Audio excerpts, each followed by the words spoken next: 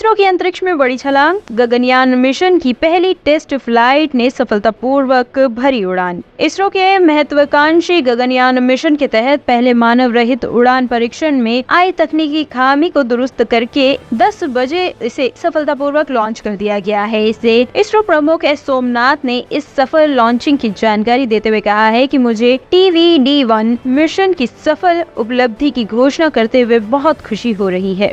I am very happy to announce the successful accomplishment of the TVD-1 mission.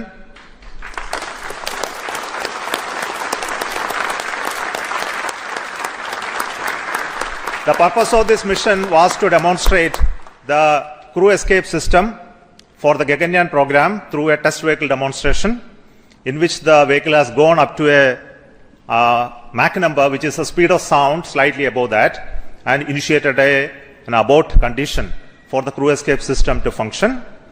The crew escape system took the crew module away from the vehicle, and subsequent operations of the crew module separation from the crew escape system, all the parachutes opening, and touched down in the sea at the required velocity has been very well accomplished, and we have got confirmation of the data of all of this. And we will be further doing the approach recovery operations of the crew module to be collected from the sea, brought to the port by the ships. That activity will continue to happen. Till now, based on the data, everything has performed very nominally and perfect. I will also like to tell the reason for why we had a hold. We initially wanted the launch to happen at 8 o'clock in the morning, but there was some weather-related issues. We have rescheduled the launch to 8:45 a.m. But after going through the nominal liftoff process, there was a hold issued by the ground computer, which is called the automatic launch sequence computer, which detected a sort of a non-conformance for allowing the engine to continue the thrusting to further go. So this happened due to a monitoring anomaly in the system. So we could identify it very, very fast and correct it. And to make the stage ready, it took some time to refill the gases. And that once that has been completed, we went through the proper automatic launch sequence, which checked the entire health of the vehicle.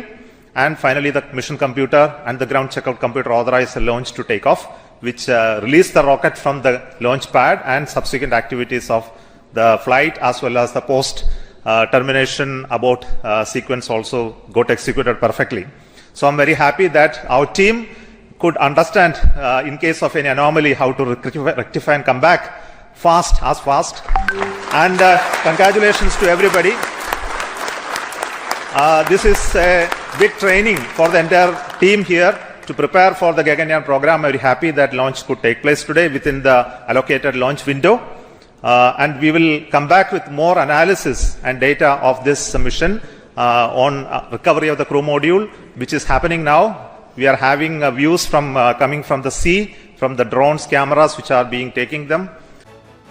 Yamuna express way पर दर्दनाक हादसा। अज्ञात वाहन ने car को मारी टक्कर, 5 की मौत और 3 गंभीर रूप से घायल। उत्तर प्रदेश के गौतम बुद्ध नगर जिले में यमुना एक्सप्रेस वे पर बड़ा सड़क हादसा हुआ है। हादसे में 5 लोगों की मौत हो गई है, जबकि 3 लोग गंभीर रूप से घायल बताए जा रहे हैं। तीनों को अस्पताल में भर्ती कराया गया है। वहीं मौके पर पहुंची पुलिस ने जाँच शुरू कर दी है। जानकारी के अनुसार ग्रेटर नोएडा के रबुपुरा थाना इलाके में यमुना एक्सप्रेस वे पर ग्रेटर नोएडा से आगरा की तरफ जाते समय शुक्रवार देर रात करीब 1 बजे अज्ञात वाहन ने एक कार को टक्कर मार दी। दर्दनाक हादसे में 5 लोगों की मौत हो गई है, जबकि 3 बच्चों की हालत गंभीर बनी हुई है।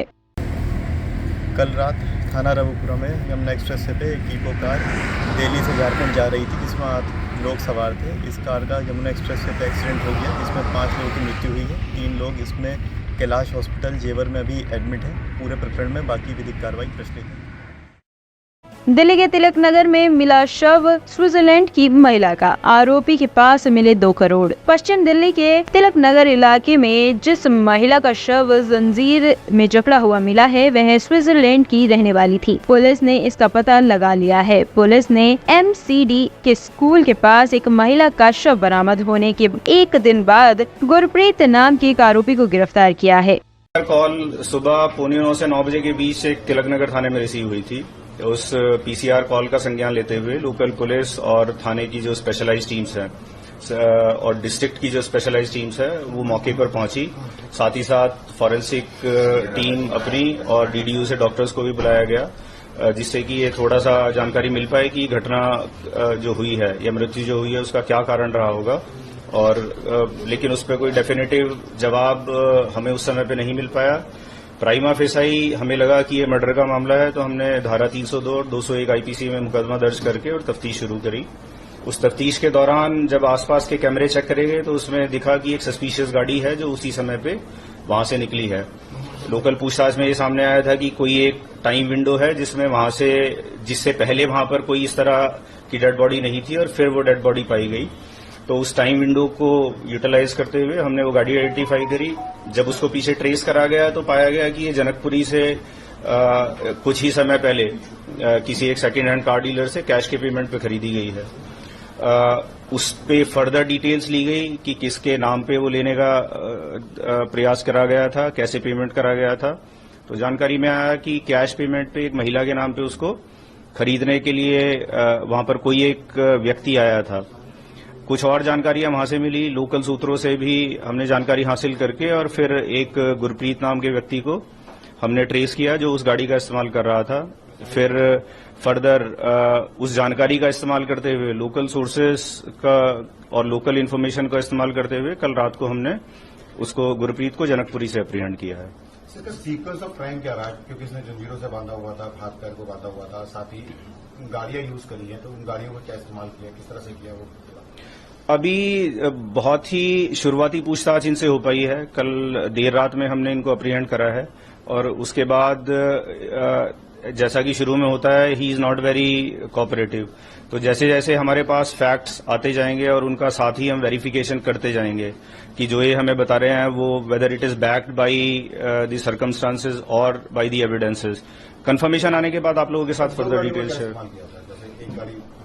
अभी तो जैसा कि मैंने कहा कि इनका वर्जन है वो, तो वो मैं आपको कंफर्मेशन के बाद ही मैं आपको बता पाऊंगा कि क्या क्या चीजें इसमें इस्तेमाल हुई है और उनका क्या इसमें रोल है पूरी घटना में। गाड़ी डंप करने के लिए, बॉडी गाड़ी डंप करने के लिए इस्तेमाल करी, वो जानते गाड़ी जो बॉडी डंप करने के लिए इस्तेमाल करी है वो कंफर्म्ड फैक्ट है कि इन्होंने एक सेंट्रो गाड़ी का इस्तेमाल करा था। और जैसा कि मैंने पहले बताया कि उसी जानकारी पर काम करते हुए हम इसको अपने अक्यूज को आइडेंटिफाई करने में और अप्रीहेंड करने में सफल हुए हैं। सर, डिजीज का क्या प्रोफाइल है? क्या विदेशी है? क्या अभी तक की क्या जानकारी है? अभी तक की जानकारी में कुछ एक तथ्य ऐसे सामने आए हैं जिससे कि ऐसा इंगित होता है कि वो एक विदेशी महिला हो सकती है। वो फैक्ट्स वेरीफाई करे जा रहे हैं। एक बार कंफर्मेशन आ जाएगा then will share the details with you. Sir, आरोपी के पास से कुछ 2.25 करोड़ रुपए के करीब कैश भी रिकवर हुआ है, उस बारे में?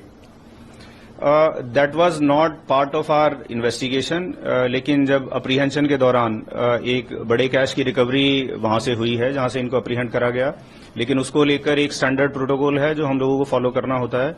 तो स्टैंडर्ड प्रोटोकॉल अमल में लाया जा रहा है। बाकी जो कंसर्न डिपार्टमेंट है जो उन्होंने कार्रवाई करनी होगी वो करेंगे। सर, पीड़ित महिलाएं कब आई थी इंडिया में और कब से? As I said earlier, identity is yet to be confirmed, लेकिन अभी तक जो फैक्ट्स हमारे सामने आए हैं वो तकरीबन 8 या 10 दिन से ये लोग एक दूसरे के संपर्क में थे।